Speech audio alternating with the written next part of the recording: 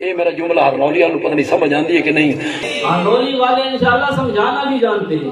اس ہر چیز کا ایک پس منظر ہوتا ہے، جب تک تصویر کے دونوں رخ نہ دکھائے جائے اس وقت تک عوام بیچاری کو مسئلے کا نہیں پتہ چلتا۔ اس لیے دونوں رخ دیکھے، ایک رخ دکھا دیا دوسرے رخ کو چھپا دیا، یہ چیز بالکل اخلاقاً بھی ٹھیک نہیں، عقلاً بھی ٹھیک نہیں، یہ چیز غلط ہے۔ اس لیے تصویر کے دونوں رخ دیکھے جائیں۔ رخ یہ ہے کہ ایک آدمی جو 4 سال کے بعد رافضیت سے توبہ طائب ہوا، اس پر بڑی محنت کی، اللہ تعالیٰ نے اس کو ہدایت دی، ہمارا کوئی کمال نہیں، بہرحال ہم نے اس پر بڑی محنت کی، 4 سال مسلسل اس کے اعتراض سنے، اس کو تقریریں سنوائی، کتابیں دی، اس کے اعتراض سنے، سارے اس کو جواب دیے، دل میں انابت تھی، اس کو قرآن کی طرف لگایا۔ اس بندے نے قرآن مجید کا مکمل ترجمہ بھی پڑھا، الحمدللہ اللہ نے اس بندے کو ہدایت دے دی۔ اب وہ بندہ جب مسلمان ہو گیا بالکل ٹھیک مسلمان سنی بھی ایسا ہوا کہ وہ اشاعت التوحید والا سنی بنا۔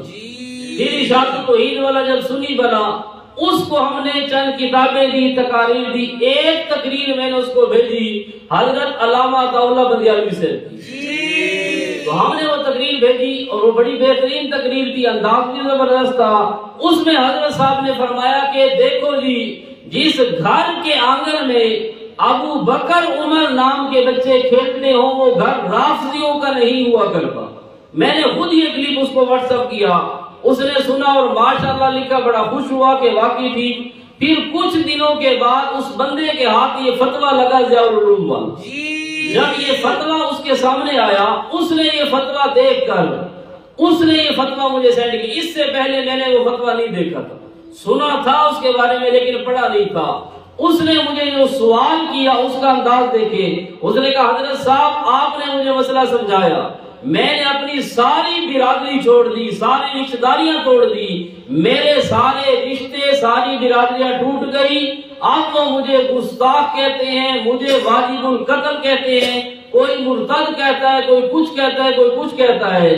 میں نے اللہ کے دین کے لیے سب کچھ برداشت کیا، لیکن اب یہ فتویٰ آیا کہ جو عورت حضرت عائشہ کو زانیہ کہتی ہو، جو عورت یہ کہتی ہو کہ یہ قرآن اصلی نہیں، جو یہ کہتی ہو حضرت جبرائیل علیہ السلام وہی لے کر تو حضرت علی کی طرف آنا تھا، بھول کر نبی کی طرف چلے گئے، حضرت صدیق کی صحابیت کا منکر ہو، تمہارے یہ ضیاء العلوم کا فتویٰ ہے کہ اس عورت سے نکاح جائز ہے۔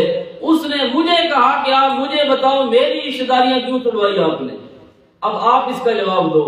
گالیاں دینے والے میرے جو بھائی ہیں ذرا ٹھنڈے دماغ سے سوچ کر، تنہائی اب وہ بندہ مرتد ہونے لگا تھا، اس نے کہا یار تم بڑے حق گو ہو اشاعت التوحید والے، میں تو اس لیے یہ للڑ دیوبندی ان کو بھی میں نے سنا اور پڑھا، آپ کی طرف آنے کا مقصد یہ تھا کہ یہ کسی کی رعایت نہیں کرتے، حق گو لوگ۔ اب مجھے بتاؤ کہ ایک طرف تم کہتے ہو کہ حضرت عائشہ کو زانیہ کہنے والی عورت، اور اس کے لفظ یہ تھے وہ عام آدمی نہیں۔ اس نے کہا کہ دیکھو ایک طرف تم نے ایک کلپ بھیجا مجھے کہ جس گھر کے آنگن میں ابو بکر عمر نام کے بچے کھیلتے ہوں وہ رافضیوں کا گھر نہیں ہوا کرتا، تو اب مجھے کہنے کی اجازت دو۔ اس نے کہا کہ جس گھر میں حضرت عائشہ کو زانیہ کہنے والی عورت ہو وہ گھر بھی سنیوں کا گھر نہیں ہوا کرتا۔ اس نے کہا اب مجھے بتاؤ یہ سنیوں کا گھر ہے جس میں حضرت عائشہ کو زانیہ کہنے والی عورت ہو اور ہو بھی اسی عقیدے پر پکی، توبہ طائب بھی نہ ہو؟ اب یا تو تمہارا یہ پہلا جملہ غلط یا یہ غلط۔ اگر ابو بکر عمر نام کے بچے جس گھر میں کھیلتے ہوں وہ رافضیوں کا گھر نہیں، تو جس گھر میں حضرت عائشہ پر الزام لگانے والی اس طرح کی عورت ہو وہ گھر بھی سنیوں کا گھر نہیں ہو کرتا۔ تو اس چیز پر میں نے تھوڑا سا تبصرہ کیا تھا۔ اب حق تو یہ تھا کہ اس کا جواب دیا جاتا کہ بھئی یہ فتویٰ صحیح ہے غلط ہے، اس میں کیا سوال میں کیا لکھا جواب میں کیا لکھا، اس کا کوئی جواب ہوتا، لیکن الٹا چور کو توال کو ڈانٹے اور آ کر پھر حضرت صاحب نے مزید اس پر لچے دار تقریر کی اور آ کر مزید کا بھی دوسرے طبقے کے علماء کا احترام کیا کرو، دوسرے طبقے کے علماء ان کا احترام کیا کرو، فتوے کا جواب نہیں دیا اور کہا کہ جو آدمی دوسرے طبقے کے علماء کا احترام نہیں کرتا یہ دلیل ہوتی ہے، اس سے پتہ چلتا ہے کہ اس کی رگوں میں شریف باپ کا خون ہے، اس سے پتہ چلتا ہے کہ اس نے باحیا ماں کا دودھ پیا ہے۔ دوسرے طبقے کے علماء کا بھی احترام کیا۔ پتنی بندیالوی کی گل چنگی لگی ہے۔ اختلاف ہوتے رہتے ہیں، اختلاف کوئی بڑی بات نہیں ہے۔ جن سے اختلاف ہے ان کے علماء کا نام بھی احترام سے، یہ پہچان ہے۔ اے میرا جملہ ہر مولیہ نو پتہ نہیں سمجھ آندی ہے کہ نہیں، یہ پہچان ہے کہ تیرے جسم میں شریف باپ کا خون دوڑتا ہے۔ یہ پہچان ہے کہ تو نے ایک باحیا ماں کا دودھ پی رکھا ہے، وہ تیری زبان سے ظاہر ہوتی ہے۔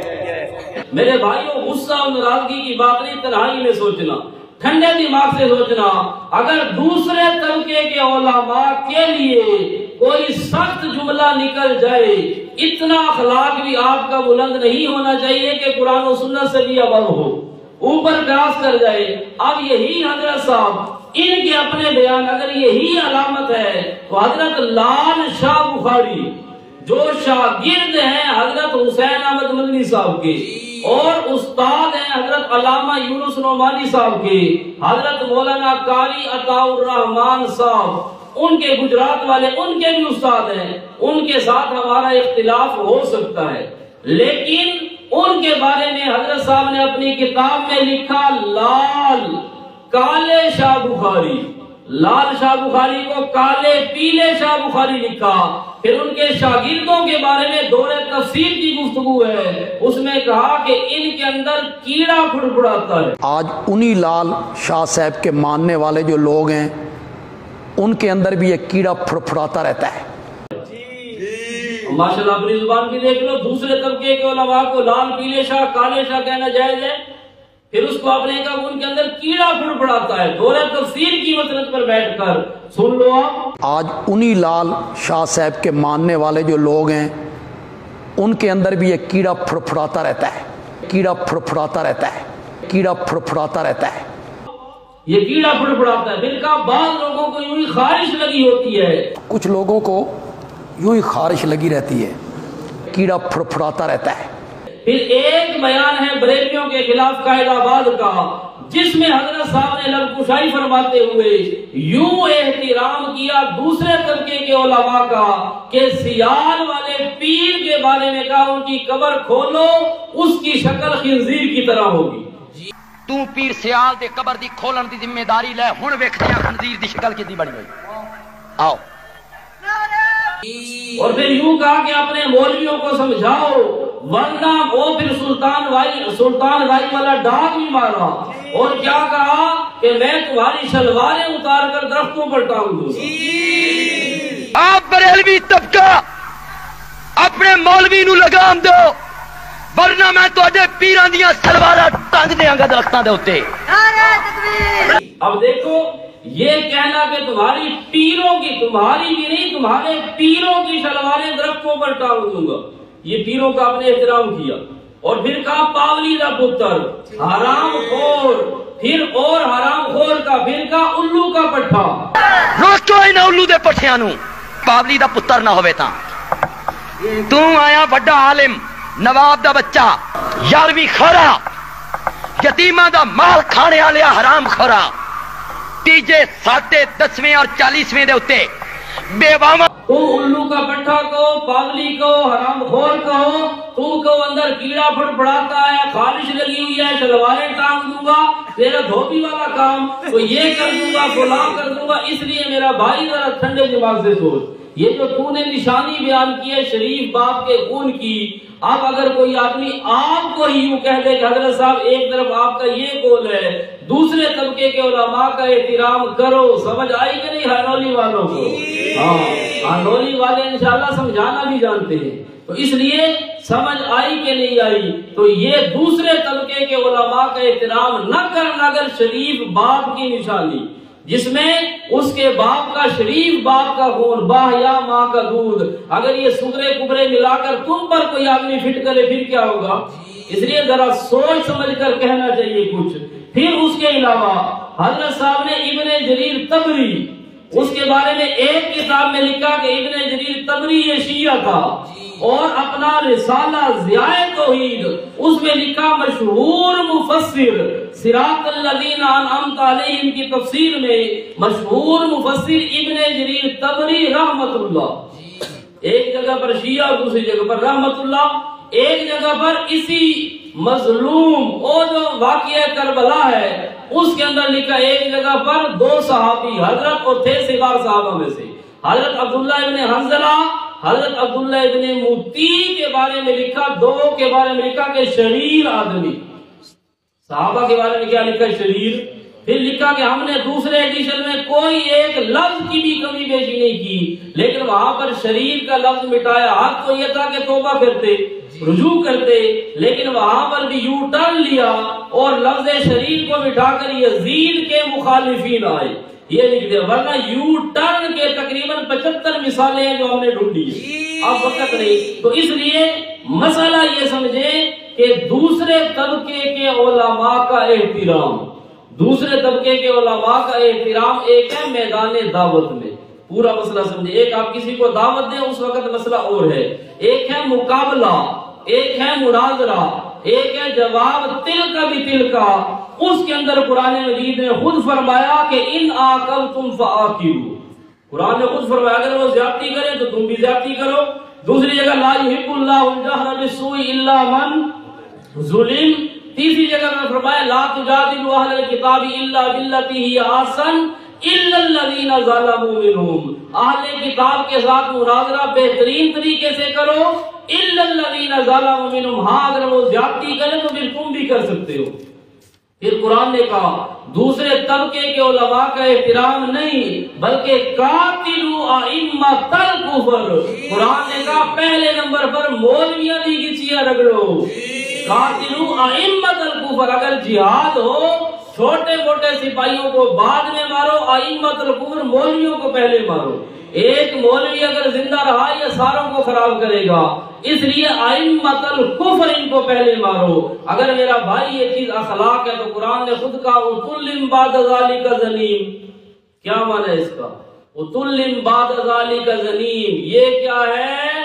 نطفہ نا تحقیق، اس کا سرائکی میں معنی نہیں کرتا اُتُلِّم بَعْدَ ذَلِكَ زَنِيمٌ۔ پھر احادیث میں آؤ، مسند احمد کے اندر ہے، دیگر کتب میں ہے، حضرت صلح کا واقعہ ہے، بھی صلح کا واقعہ، صلح حدیبیہ، امام الانبیاء صلی اللہ علیہ وسلم کے سامنے عروہ ابن مسعود ثقفی جو مدینے کا بہت بڑا سردار ہے، آپ صلی اللہ علیہ وسلم کے سامنے آیا، صلح کی بات ہو رہی ہے، وہ بار بار اپنا ہاتھ آپ کی داڑھی کی طرف لے جاتا ہے، جب داڑھی کی طرف ہاتھ لے جاتا ہے حضرت مغیرہ وہاں پر بیٹھے ہیں، انہوں نے اپنی تلوار کی نوک سے ان کے ہاتھ کو نیچے کیا اور کہا کہ اگر دوبارہ امام الانبیاء کی داڑھی مبارک کی طرف آپ نے اپنا ہاتھ کیا تو میں تلوار سے تیرا ہاتھ کاٹ کر رکھ دوں گا۔ اور پھر حضرت صدیق اکبر وہاں موجود ہیں، جب اس نے کہا کہ یا رسول اللہ یہ جو تیرے ساتھ بندے ہیں یہ تجھے عنقریب چھوڑ کر بھاگ جائیں گے، یہ مفاد پرست ٹولہ ہے، فلاں ہے، تو حضرت صدیق اکبر کو غصہ لگا، حضرت صدیق نے دوسرے طبقے کے علماء کا احترام کرو، اس سے پتہ چلتا ہے کہ اس کے اندر شریف باپ کا خون ہے، باحیا ماں کا دودھ پیا۔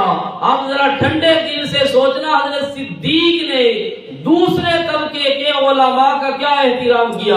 حضرت صدیق نے فرمایا امسس بدر اللات، تو جا کر اپنے لات کی شرمگاہ کو چاٹ، اس کو چوس جا کر، امسس بدر اللہ، اور بدر بھی یہ عام معنی کرتے شرمگاہ والا، ورنہ لغت میں دیکھ لینا بدر کا معنی کیا ہے، یہ شرمگاہ سے بھی تھوڑا سا خطرناک لفظ ہے۔ اب لات، یہ لات کون تھا؟ عام بندہ تھا، لات ان کا خدا تھا۔ اب یہ کہا مولویوں کے سردار کو جس کے لیے کہا امسس بدر اللہ، فرمایا جا اپنے لات جو تیرا خدا اور معبود ہے جا کر اس کی شرمگاہ کو چوس۔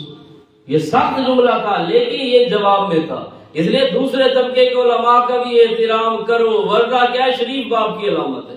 تو یہ مسئلہ تھا حضرت صدیق اکبر رضی اللہ تعالیٰ عنہ. پھر حضرت عمر رضی اللہ تعالیٰ عنہ انہوں نے کیا مانا کیا؟ ان الذین قالوا ربنا اللہ ثم استقاموا. علامہ قرطبی کے حوالے سے اور دیگر تفسیروں میں سب نے لکھا لم یروا روغان الصالح، جنہوں نے کہا کہ ہمارا رب اللہ، پھر اس پر ڈٹ گئے، پھر وہ لومڑی نہیں بنے. لومڑی کی عادت ہوتی ہے منہ ایک طرف ہوتا ہے، دم ایک طرف ہوتی ہے. حضرت عمر فرماتے ہیں کہ اشاعتی بن تو پکا بن. ہاں یہ نہیں کہ منہ اشاعت توحید میں ہو، دم کسی اور طرف ہو، نہیں. استقامو پکا رہے پھر اس پر استقامت کر.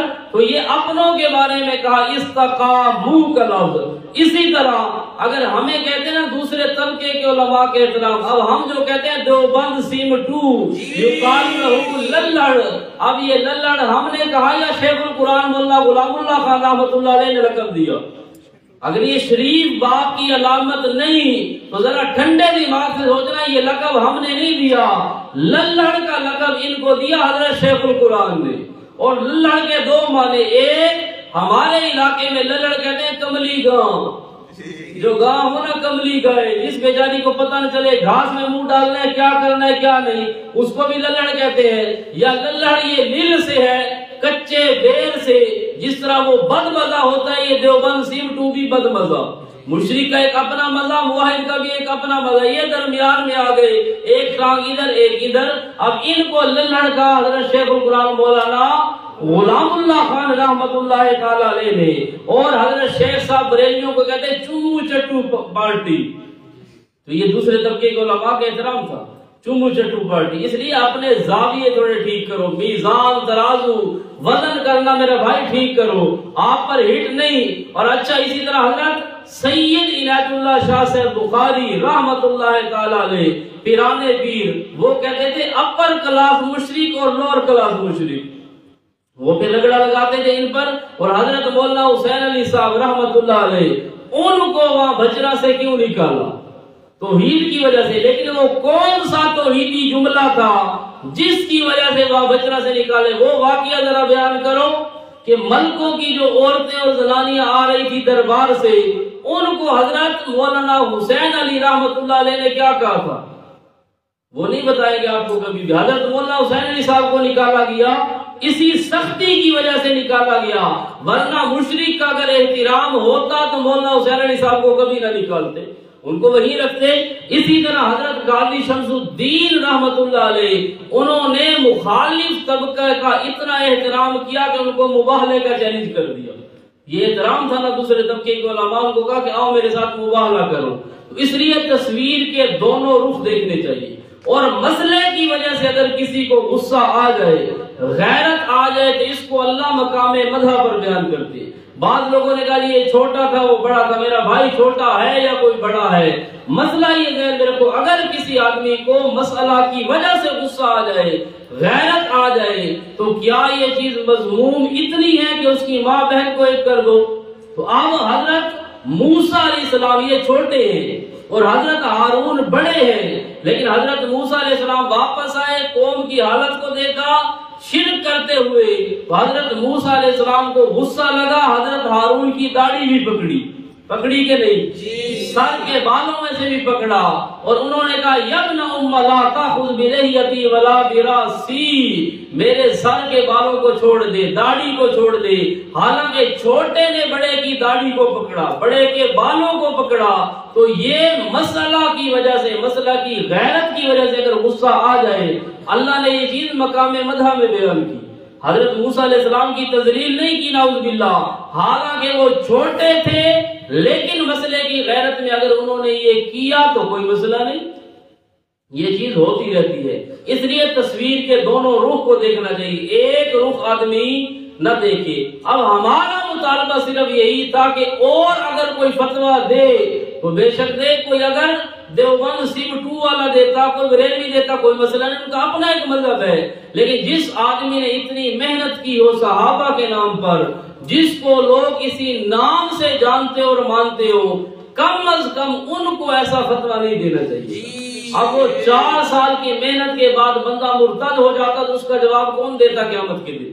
اس نے کہا یار ایک طرف تم کہتے ہو جس گھر میں ابو بکر عمر نام کے بچے ہوں رافضیوں کا گھر نہیں ہوا کرتا، دوسری طرف اسی گھر کے اندر ہمیں تم نے روکا کہ اہل تشیع کے گھر سے رافضیوں کے گھر سے چائے بھی نہ پیو۔